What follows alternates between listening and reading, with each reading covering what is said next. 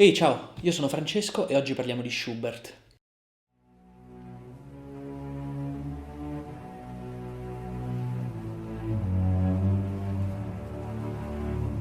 Siamo nei primi 30 anni del 1800, è un periodo buio per l'Europa, il periodo della Restaurazione, in cui si spengono le ultime scintille della Rivoluzione francese e dell'Illuminismo giacobino.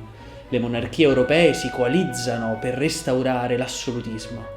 È un periodo di repressione e di violenza. I diritti civili e le speranze rivoluzionarie sembrano naufragare.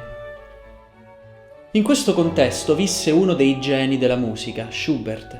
Vivrà solo 31 anni, a cavallo tra due periodi eroici, negli anni della più cupa oscurità. Vive a Vienna, nell'epicentro della Restaurazione. Francesco II, imperatore per diritto divino, reintroduce i privilegi nobiliari, la polizia ovunque, anche nelle scuole, per controllare la diffusione di qualsiasi idea rivoluzionaria, illuminista o liberale. Gli studenti sono in fermento, arresti di massa, censure, rivolte sedate nel sangue. I professori dissidenti vengono cacciati dalle università per insubordinazione politica. Il Kaiser disse in un famoso discorso: «Chi mi serve deve insegnare ciò che io ordino e chi non lo fa io lo caccerò».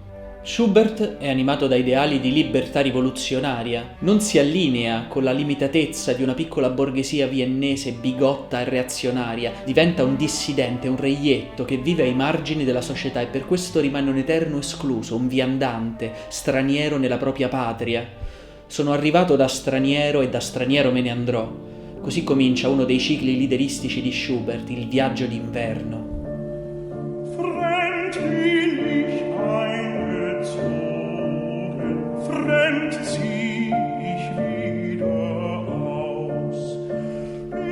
Nella musica di Schubert si esprime il senso di impotenza di un'intera generazione di artisti e di intellettuali. Schubert non riceverà mai nessun riconoscimento in vita, sarà un emarginato, vivrà una vita poverissima, dissoluta, condividendo stanze anguste e vestiti con i suoi amici bohemien, fumando oppio e vagando ubriaco per i bassifondi di Vienna.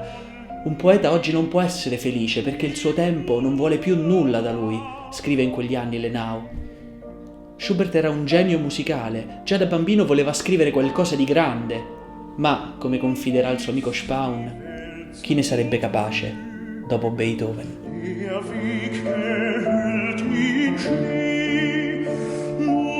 La musica di Mozart e Beethoven era stata la musica dell'illuminismo e della rivoluzione. La musica di Schubert è quella della disillusione e della sconfitta. La musica di Beethoven è lineare, tende a un fine, instaura un rapporto dialettico tra i temi. Alfred Brendel diceva che Beethoven compone come un architetto, Schubert come un sonnambulo.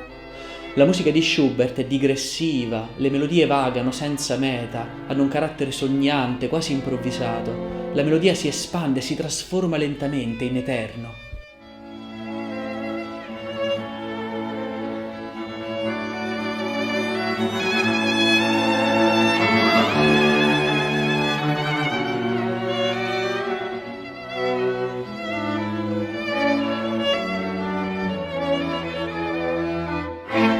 La musica del classicismo era lineare, teleologica. La musica di Schubert, Dalhaus la definisce epica, perché nell'epica abbondano le digressioni, gli episodi giustapposti, le interruzioni, le sottotrame. Adorno la definirà un purpurri di temi che non tendono a nulla, la melodia vaga, come un viandante. La musica di Schubert è un incanto senza via d'uscita, è come perdersi in un sogno.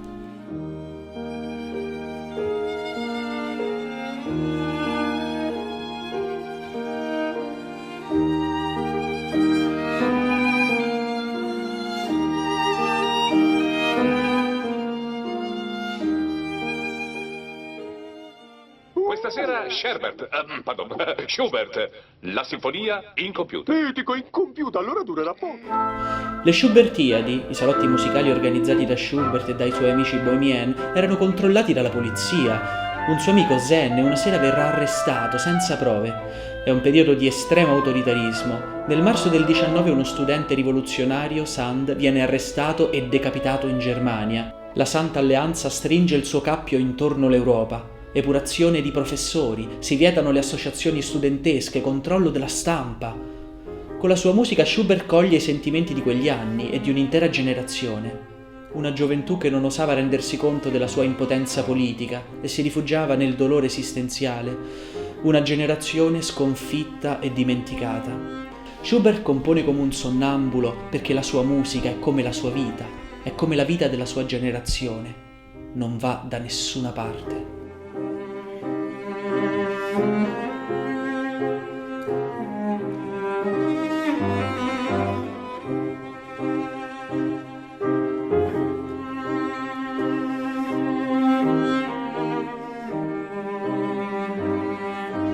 In Schubert si affaccia una sensibilità completamente nuova, la dolcezza di Mozart diventa onirica, l'ardore di Beethoven diventa tormento.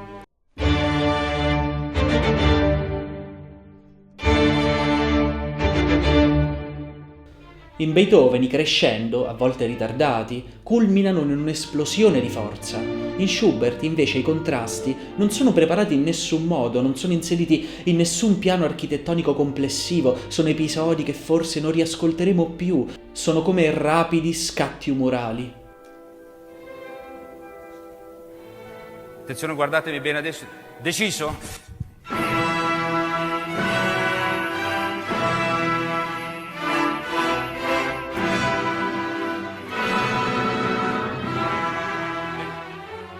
Beethoven vive a cavallo tra classicismo e romanticismo, Schubert è il primo compositore romantico.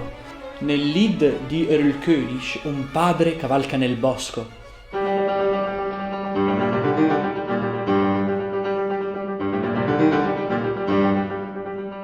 Il ritmo galoppante delle terzine ci racconta una corsa forsennata. Il padre ha un figlio tra le braccia, in fin di vita. Il re degli Elfi, che rappresenta la morte, compare al bambino e lo lusinga e gli chiede di seguirlo, di andare a giocare con lui. Schubert intesse un dialogo straziante tra il padre, reso con note molto basse, il re degli Elfi e il bambino. Ich liebe dich, mich reizt deine schöne Gestalt, und bist du die König, so brauch ich Gewalt. Il padre arriva all'ospedale con il bambino tra le braccia, ma il bambino è morto. War tot.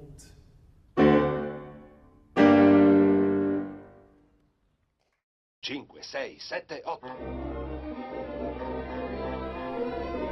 Schubert avrà pochissimi successi in vita, vivrà ai margini di una società che lo comprenderà pieno solo dopo la sua morte. Suonerà soprattutto in salotti presso piccoli mecenati borghesi, sarà sostenuto da un piccolo gruppo di estimatori suoi amici.